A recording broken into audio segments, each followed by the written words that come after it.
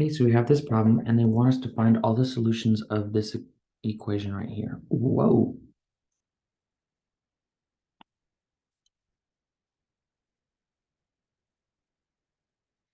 Goodness gracious. Okay, I'm going to zoom out. I'm going to zoom back in. Okay, this is the problem we're working on. All right. So we have cosine squared of x is equal to 2 plus 2 sine of x. All right. One thing I'm going to remember is that we have the Pythagoras identity, which says sine squared x plus cosine squared x equals 1. Ready?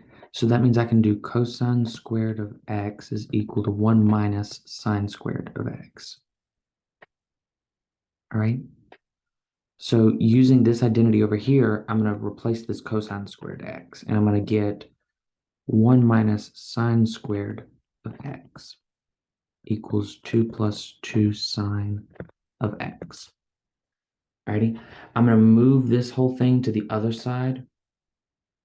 So I'm going to get 0 is equal to 2 plus 2 sine of x plus sine squared of x minus 1, which is going to give me sine squared of x plus 2 sine of x plus 1.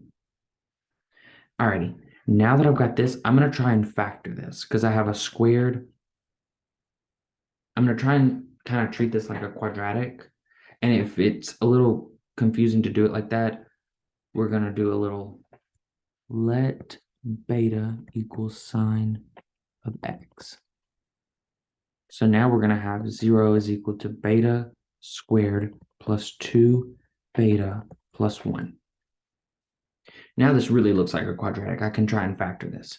So I'm going to do beta plus 1 plus 1. And this is what it factors as.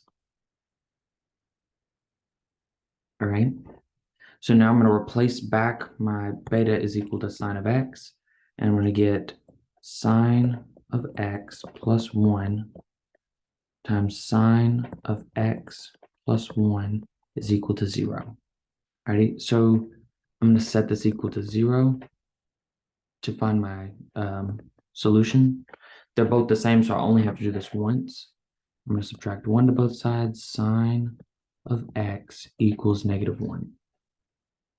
Alrighty, so now coming over here to my unit circle, I need to find where my sine of x is -1. And, oh, goodness gracious.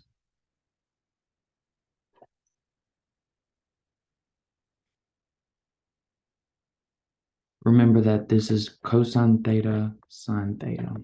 This is how they're arranged in this unit circle. So my sine theta being -1 only happens right here, where my angle is 3 pi over 2. All right. So x is equal to 3 pi over 2. All right. Ready? So this would be my final answer. It looks like,